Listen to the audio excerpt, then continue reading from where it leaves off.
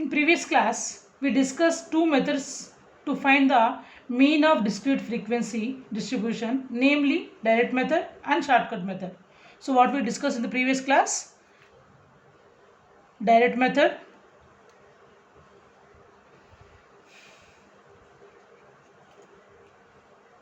and second one is shortcut method.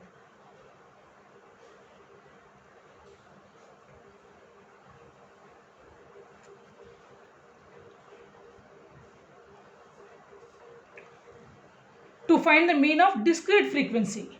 So we use these two methods to find the discrete frequency. Mean of discrete frequency.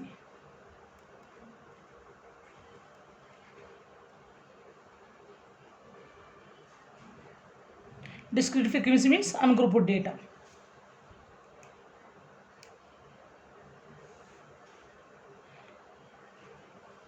In this section, we shall discuss the continuous data and the method to find the mean. In this continuous data, we are given that class intervals. Here we are given that class intervals instead of the values. For each class interval, we need to find out the corresponding xi value. So how to find the xi value? That xi is represent midpoint of the class interval. So there is nothing but also called as class mark. So what is the class mark? Upper limit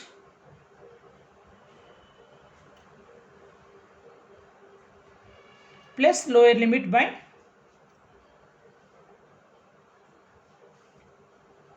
by 2. So this one is class mark and it also called as midpoint of the class interval. To find the mean of continuous distribution, we calculate the class mark for each of the class interval and take this as xi, then compute the mean of this group data by the direct method or shortcut method. Shortcut method is also called as assumed mean method. For such data, there is another method called step deviation method, where we divide the deviation obtained in shortcut method by the class size and mark it as ui. Already we know that how to calculate the deviations. dA is equal to xi minus a. If you divide this deviation by class size, so class size is represented by h, then that is ui is equal to xi minus a by h. If you divide the deviation by class size, that is h, then you will get ui value, where h is the class size, a is the assumed mean,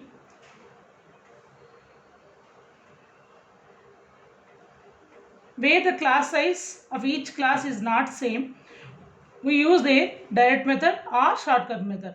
If the class size is same only, you can apply this step deviation method. If the class size is not same for every class interval, then you have to apply the direct method or step deviation, assumed mean method. So the steps to be followed for the step deviation. First, we take the classes, the respective frequencies, the column 1 and column 2. First, we have to take the classes and the respective frequencies, the column 1 and column 2. In the column 1, respective classes, there is a class intervals, first column. Second column is corresponding frequencies, that is fi. In column 3, find the class marks, that is you can represent it with xi. How to find the class mark? Upper limit plus lower limit by 2, then you will get the xi values. Find the class marks xi for each of the class and write the third column. Take a convenient middlemost value from the class makes as a, known as assumed mean, and find the deviations. So what is the deviation formula? dA is equal to xi minus a. This is the fourth column. Next, each deviation divided by class size. If the class size is the same only, you can apply. That is ui is equal to next column xi minus a by h, then you will get ua. In next column, find Fi ui. Fi ui, find this product. So at last find the summation of Fi ui, that is sigma Fi ui. Here find the sigma Fi, summation of frequencies.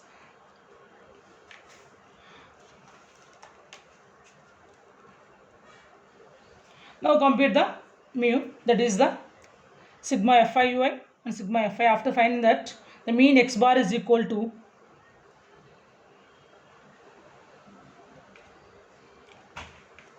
a plus sigma I is equal to 1 to n Fi ui by sigma Fi. Here to get the ui, you divided every value by h. So that's why I am multiplying with h. So there is a mean formula for step deviation is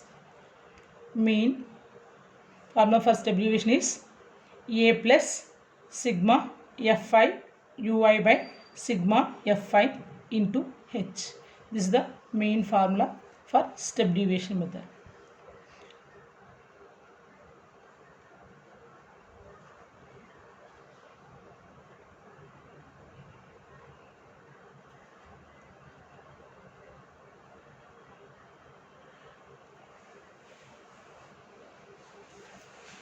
Mode of group data.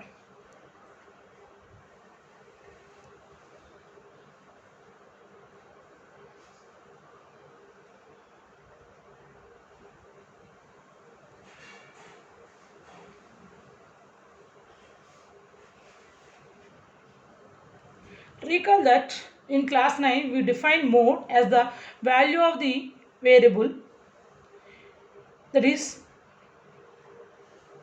which occurs most often, that is most repeated observation is called the mode, that is having maximum frequency. In class 9 we discussed how to find the mode of the ungrouped data. Now we shall be finding the mode of grouped data. The data for finding the mode can be classified into two types: single modal value data, where the frequency have the maximum value only at one place; multimodal data, where the maximum frequency may be at more than one place. Looking at the frequencies, we decide the class with the maximum frequency called modal class and find the mode of the given table by the given formula. Mode is equal to L plus F1 minus F0 by 2F1 minus F0 minus F2 into H, where L is equal to lower limit of the modal class,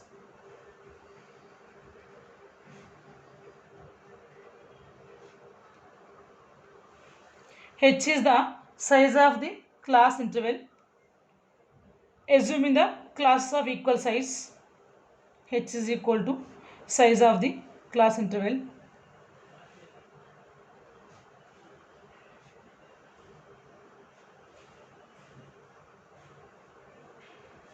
F1 is frequency of the modal class,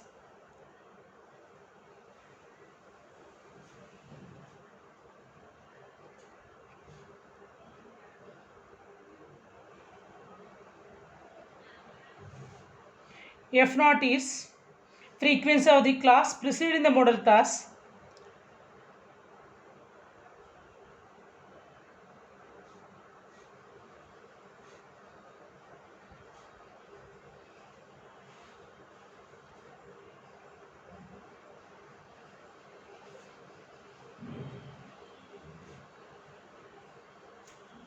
F2 is frequency of the class succeeding the modal class,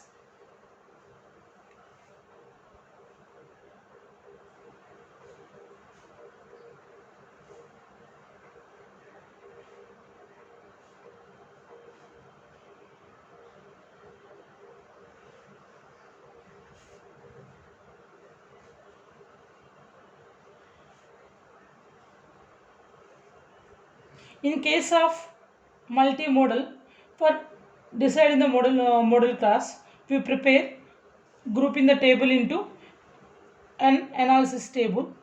The steps to be followed.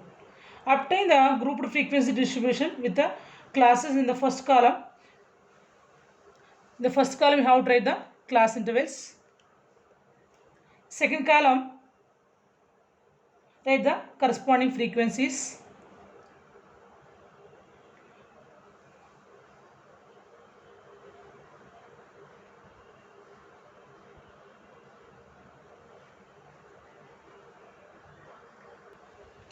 From this frequency table, you have to select the maximum frequency. Here, F1, F2, F3, F4. Maximum frequency, you can select the as F0. The opposite to maximum frequency class is the model class. Lower limit of the model class, L is the lower limit of the model class. So size of the class already we know that F0 is the F1 is the highest frequency, F0 is the preceding, F2 is the succeeding.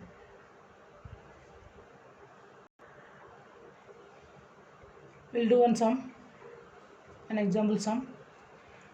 The weights of coffee in 70 packets are as under.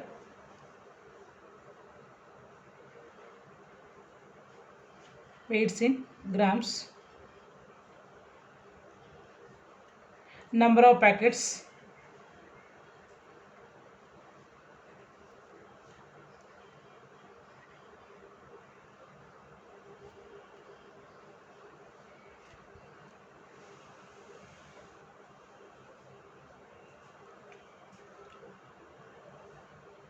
(200 to 201), 201 to 202, 202 to 203, 203 to 204, 204 to 205, 205 to 206. Here 12 packets are there, here 26 packets are there, here 20 packets are there, here 9 packets are there, here 2 packets are there, here 1 packet is there. So here highest frequency is 26. So this is the model class. You can select it as a model class. So what is the model class? Highest frequency class, that is 201 to 202. The lower limit of the model class is L, so L is equal to 201. This 26 is, you can write it as F1, highest frequency, preceding is F0, succeeding is F2. Here H is equal to 1, so L is equal to 201, F1 is equal to 26, F2 is 20, F0 is 12, H is equal to class size 1. Then what is the mode formula? Mode is equal to L plus F1 minus F0 by 2F1 minus F0 minus F2 into H. That is 201 plus 26 minus 12. F1 is 26, F2 is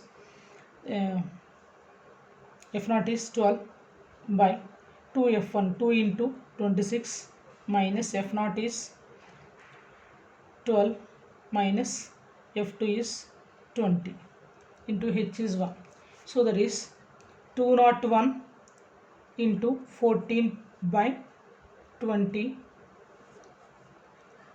So that is 201 plus 0.7. If you simplify this one, this is 201.7 grams.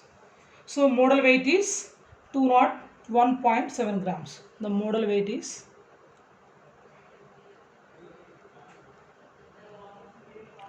201.7 grams.